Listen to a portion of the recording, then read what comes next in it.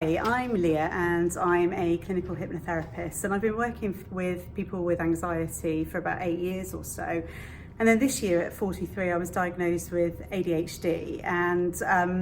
so I suddenly realised there was this whole world out there of ADHD and people who are suffering with ADHD and anxiety too. So I've decided to learn as much as I can about it, and I'm so glad I came to the course today here with Wale, because not only was the course incredibly informative, some of the things that I knew were